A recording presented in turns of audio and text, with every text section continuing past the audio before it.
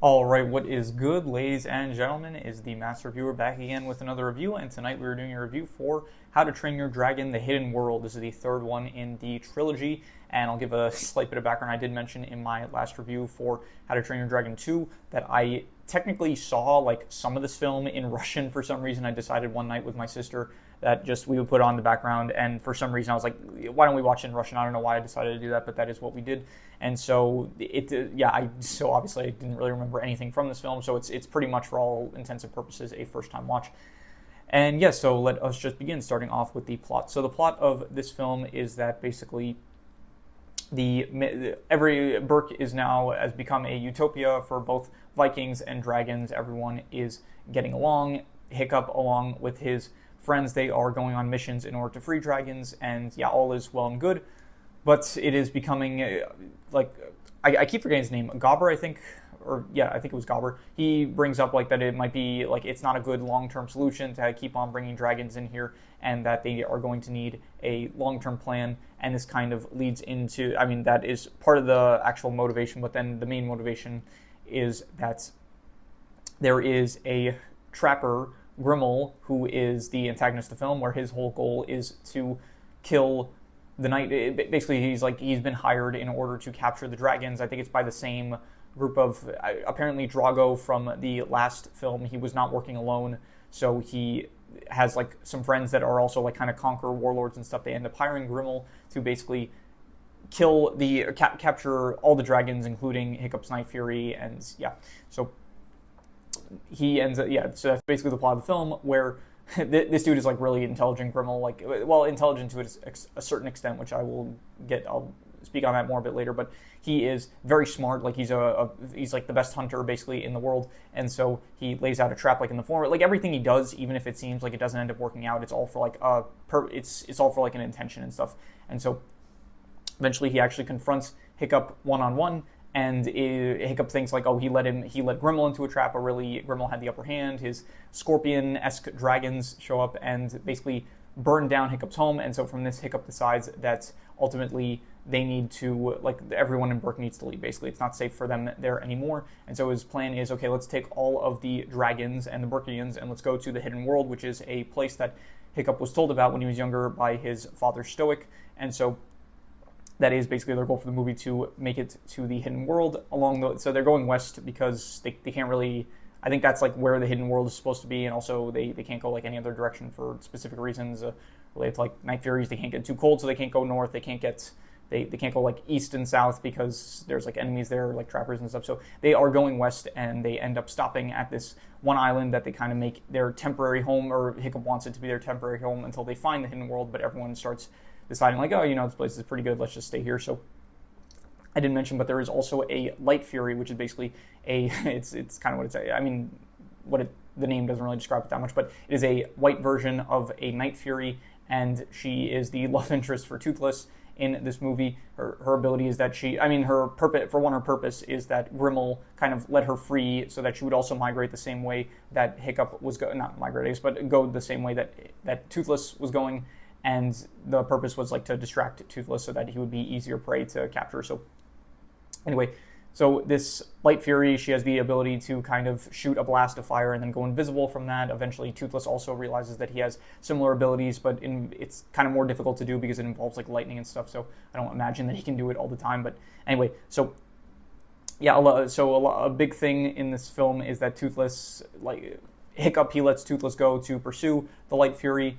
But then he kind of realizes that he maybe accidentally gave Toothless his freedom to just go completely, and so Hiccup and Astrid, they end up going to explore where Toothless may have ended up, and then this is where they find the Hidden World, where they discover all these dragons and stuff. And so, but then while they're there, a dragon is kind of aggressive with them and ends up causing a commotion. So Toothless has to step in to save Hiccup and Astrid, but along the way,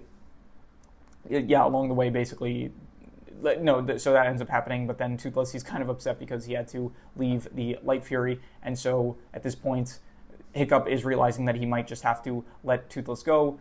The Light Fury at this point, though, returns. She returns, I think, because early in the film she wouldn't follow everyone, but then now she went to follow Toothless, and so things are seeming like they're looking up, but at this point, Grimmel arrives to capture both the Light Fury and Toothless, and this leads into because Toothless is the alpha, all the other dragons end up following Toothless as well, and so this leads into the final act of the film, where this part I don't really think it sits with me too well, because like basically Hiccup's big plan is to just like him and the rest of the teenagers and stuff, like all of them, like his crew basically, his plan is to give them glider suits, and then they just fly into this whole armada and then just take down Grimmel, but they don't really have an exact plan. They just like show up, and then because some of the dragons weren't captured completely, like their cages weren't closed, like they start escaping and causing like a ruckus and stuff, and it just seems like very unplanned and stuff. And Grimmel, who's supposed to be like this really intelligent dude, it's like, fine, he wouldn't have counted for this. If anything, I would think like, okay, yeah, he wouldn't have accounted for this, because it seems like such a dumb plan that he wouldn't even take it into account. But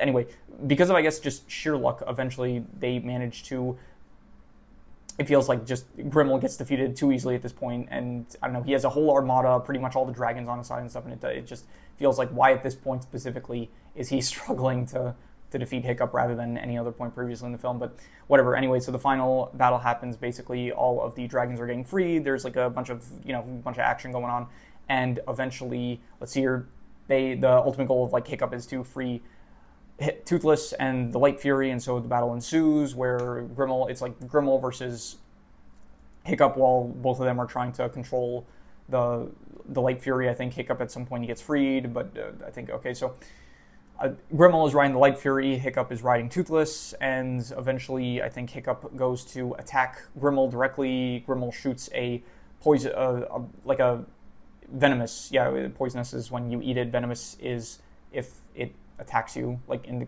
terms of scorpions. Scorpions and snakes are venomous, and cyanide is like poisonous, I guess. So anyway, so Grimmel shoots a dart that is like venomous, I guess, but not venomous to the extent that it will kill a dragon. So it hits Toothless, and so he's falling down. So at this point, Hiccup, he frees the Light Fury while Grimmel is like holding on to him, because Hiccup like attacked Grimmel and stuff, and so they're like both on the edge of the Light Fury. The Light Fury ends up getting freed, and so Hiccup lets go and basically tells the Light Fury to go save Toothless. So she does that, and so Hiccup and Grimmel, they are both falling now to their death, but the Light Fury at the last minute shows up, saves Hiccup, and then Hiccup, like, because Grimmel is holding on to Hiccup's foot, prosthetic leg, then he like releases it, and then then Grimmel falls to his death, I guess, and so that happens, and so Hiccup saved, and everything's good. Day is saved basically, and the conclusion of the film happens where Hiccup ultimately decides that the world is too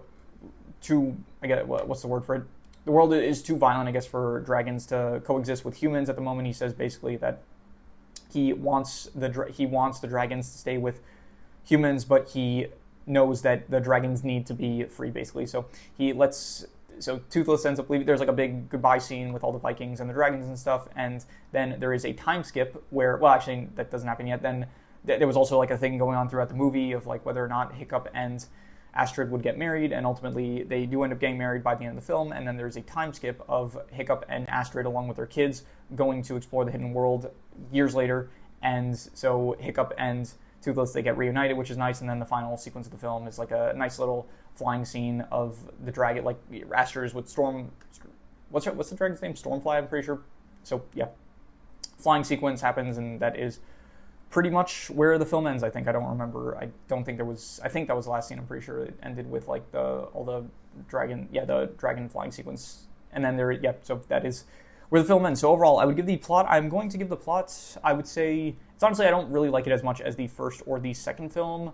By the way, I'll give a bit of context going into this film. I did hear a lot of people say that this was I heard specifically, I used to watch Sean Chandler talks about movies, and I know that I think at the time, I think I remember him rating this one as being the best of the three films, I'm pretty sure. So I went into this with like pretty high expectations, I would say. And number one, I really love the first and the second film, so I went into this with pretty high expectations, and we'll get to that by the end. But yeah, overall, the plot, I would give the plot probably like I don't know, I'll go like, the whole plot is basically, I don't know, the first film was like, okay, Hiccup has to create peace between Vikings and dragons. I thought that was a pretty good plot. The second film was that Drago Bloodfist, he wants to control all the dragons, and so they have to stop Drago Bloodfist from like starting a war between, well, not even necessarily starting a war, just like controlling everyone using dragons. And then this film is that basically they have to get away from Grimmel, who his goal is to, I guess, steal all the dragons, and in the process kill Grimmel's goal is ultimately to like kill all the dragons, and so, which does make me wonder. Like now, I'm wondering like why is it that he even took the job to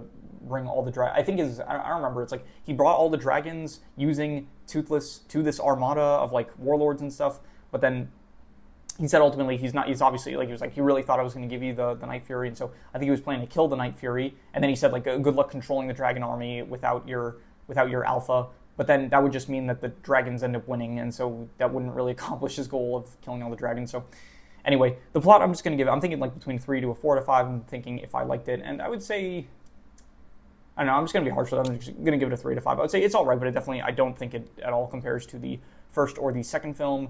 A lot of it is just all the Vikings just kind of running away, and a lot of it is just not really, I don't know, it's like just, at first there is like an interesting stuff going on where it's like Hunter, it's like they're preparing, they know that Grimmel is going to strike, so they try to like make an ambush for him and stuff. I thought that those aspects were cool, like at the beginning, but then the middle section is just them trying to get away from Grimmel, I guess.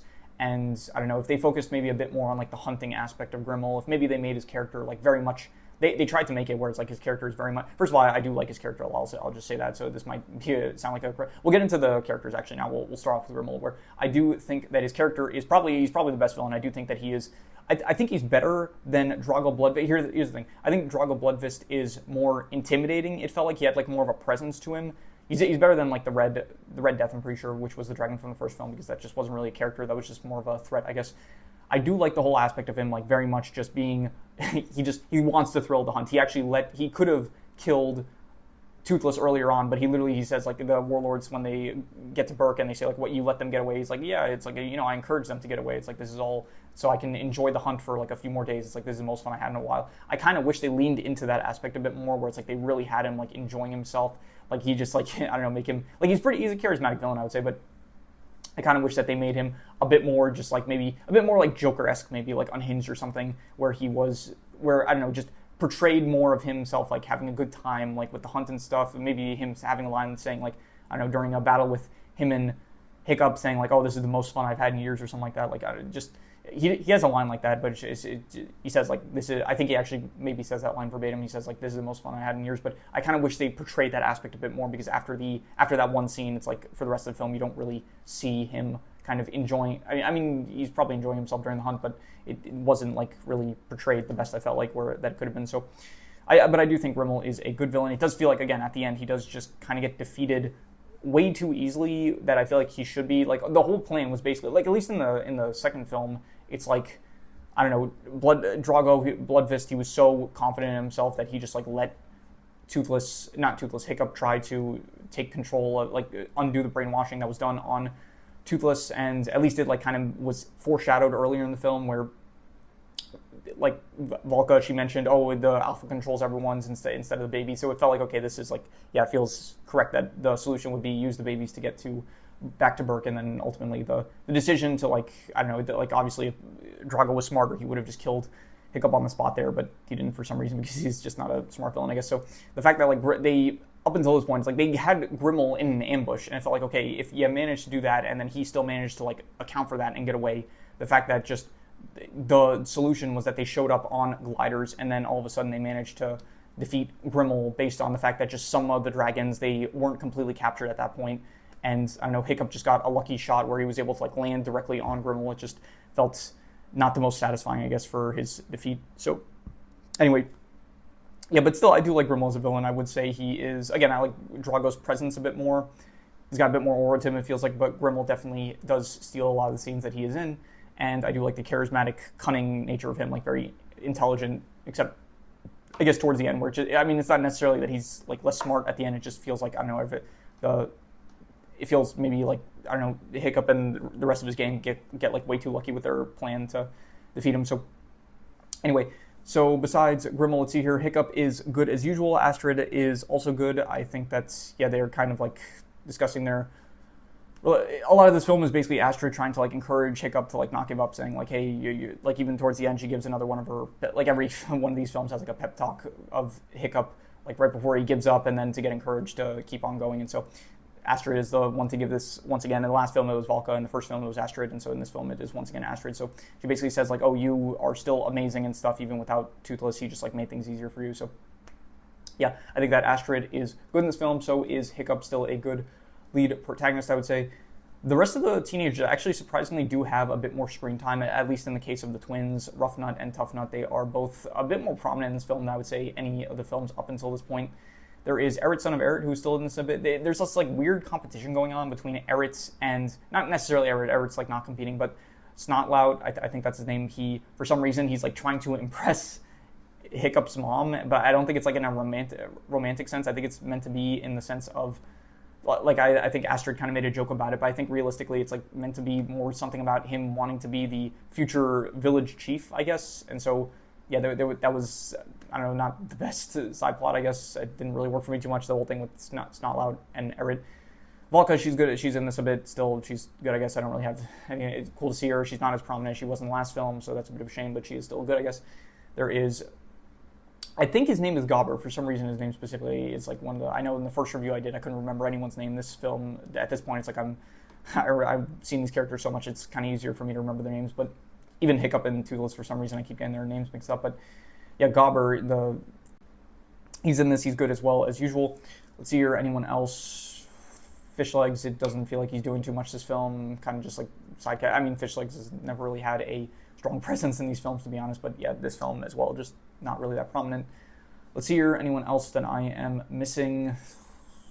No, honestly, there's not really. These films never introduce like a lot of characters. So yeah, and Toothless as usual, he is good. The Light Fury, I don't really care for her. She's just meant to be like the love interest of Toothless, I guess. So it's not her character herself is not really that interesting. So yeah, overall the characters, I will give probably I'm going to go I'll go like a 6.5. I'll say good characters, but yeah, it does feel like, I don't know, none of them are as good as the last film or the film before that. Grimmel, he's like a cool new villain, but he's like the only big positive I could say from the cast of characters this time around, where everyone is about as good, I would say, if not worse. And you do have, like, you don't have, Stoic is actually in this in like flashbacks and stuff, but I wouldn't really, I mean, he's still a character, I guess, but he's just not as good as the previous films where he was actually alive and stuff. So yeah, just good characters, I would say.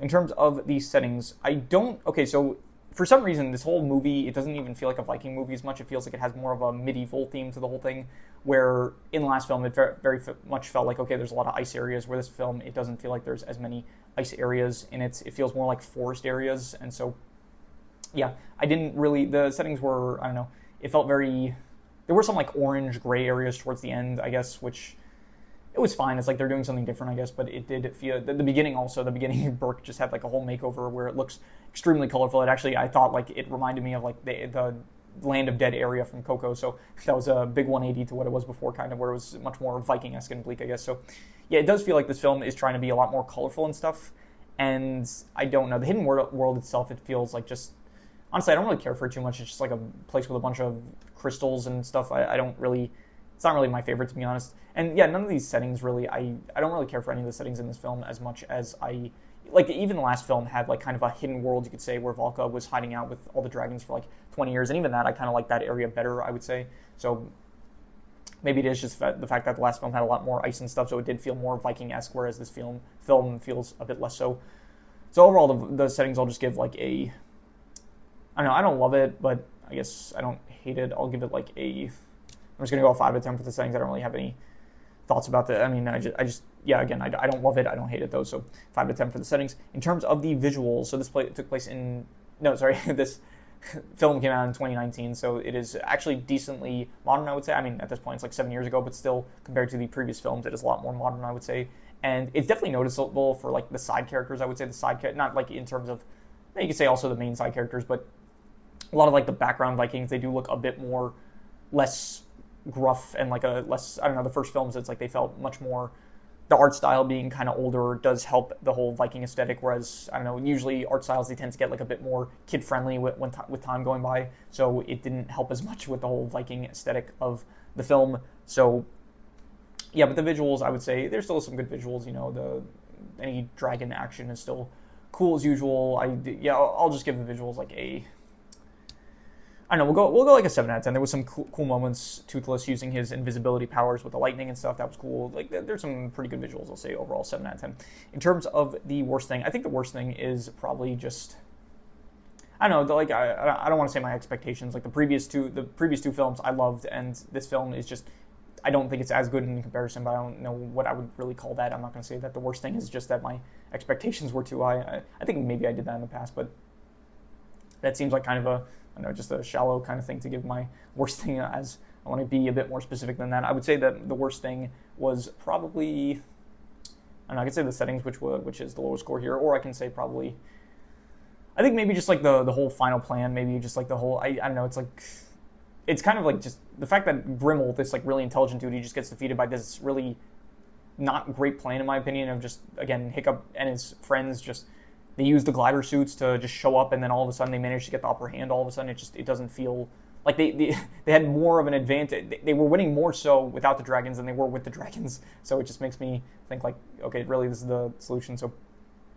yeah, I'm going to say probably that the worst thing was, I guess, the final plan, I guess, to defeat Grimmel. I didn't really like it that much. I'm going to say it was, I'm going to give it like a 4 out of 5. Sorry, not a 4 out of 5. I'm going to give it a 4 out of 10. I'm just going to say it was a bad. I didn't really like that final way that they came up with the solution to defeat Grimmel. So in terms of the best thing I would say is, I'm not sure where my tissues, my nose is running a bit, and I don't know where I left my tissues.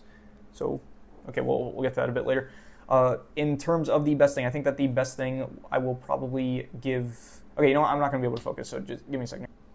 Right, yeah, so I would say probably the best thing was, I would say probably Grimmel as a villain. He is still, I did like him, and yeah, I would probably give him like up until I guess the third act, because once again the third act is just all of a sudden he starts losing, where it does feel like up until this point he should have had the upper hand based on like previous situations that we've seen him in. So I'm going to say Grimmel, but even so in the third act he was fine. But so overall, I'll give the character of Grimmel, he was my, yeah, probably, I did like all the scenes with him earlier on in the film. I would give him probably a 8 out of 10. I'm going to say he was great. And yeah, just once again, at the end, where it does feel like he gets defeated a bit too easily, I'm going to say. So, yeah, overall, I think the worst thing, what I say, was like, I'm going to say the worst thing was just the fact that probably Grimmel got defeated a bit too easily. It felt like, didn't feel like the best solution. Where even in the second film, it does feel like, okay, at least, I don't know, up until that point, Drago, he kind of portrayed himself as being overly cocky as to not defeat Hiccup immediately. But I guess, man, I'm coming down with a cold. Anyway, Grimmel, I guess, also to an extent was also a bit cocky with things. He did say like he enjoyed the hunt and stuff, but he should have maybe, I don't know, I wish that they would have leaned into that a bit more. Whereas with, I feel like, I guess with Drago was portrayed to a good enough extent. So maybe I'm being harsh with Grimmel or something like that. But anyway, yeah. So worst thing, how they handled the Grimmel's defeat. Best thing though, Grimmel's character in general, which I gave an 8 out of 10. So anyway, let's see here. Any extra notes that I wrote down that I didn't already mention? Let's see here. Oh yeah, for some reason there was this like aspect where Toothless, apparently he was trying to like pursue the Light Fury, but he couldn't fly on his own. But I'm pretty sure like in the past he was capable of flying on his own. Even in the second film, it's like when he was being controlled by Drago, I thought like, okay, like I thought maybe in this film I was thinking like, okay, he can't fly without, because he needs he needs Hiccup's help in order because in the first film it's like they showed that, or maybe it was the second film. Yeah, I think it was the second film where Hiccup's leg helps Toothless activate his wing thing in the back of his tail. So, but then I was thinking in the third film, in the second film, Drago was riding on Toothless without a problem. So I don't really know why in this film specifically Toothless can't really fly. I feel like there have been instances of Toothless flying on his own, but maybe that's just me misremembering. So, and yeah, man, I'm coming down with something, I think. Anyway, and also I wrote down that's the time skip. I do like time skips, and so the fact that we got to see a time skip was pretty cool. I wasn't really expecting it, and it was a nice surprise. So, yeah, that is all of the extra notes. So I'm going to do the calculations. So King Crimson. All right, so it ends up coming out to about a 6 out of 10, but I think that's a bit low. I think even if I don't like this film as much as the first two, I think I'd still give it probably higher than that. I would still say probably like between a 7 to a 7.5. I thought it was between pretty good and very good, and I think I'm going to be harsh with it. I think I'm just going to call it pretty good. I would say 7 out of 10, and yet definitely not as good. I think maybe there might be some nostalgia bias in play here with the first and the second film, where I have seen them before, and this was a first-time watch, and so yeah, overall, I would say that this film was still a pretty good film, I would say, but ultimately does not reach the same levels as the first or second film. I gotta end this recording before I start sneezing more so yeah, anyway. So yeah, overall, 7 out of 10, pretty good film, and yeah, so that is pretty much all there is to it. So if you have any recommendations, any shows, movies, video game stories, anime, manga, web series, anything that you want me to review, leave it in the comments and I will maybe possibly check it out. With that said, that is pretty much all there is to it, so let's leave it at that.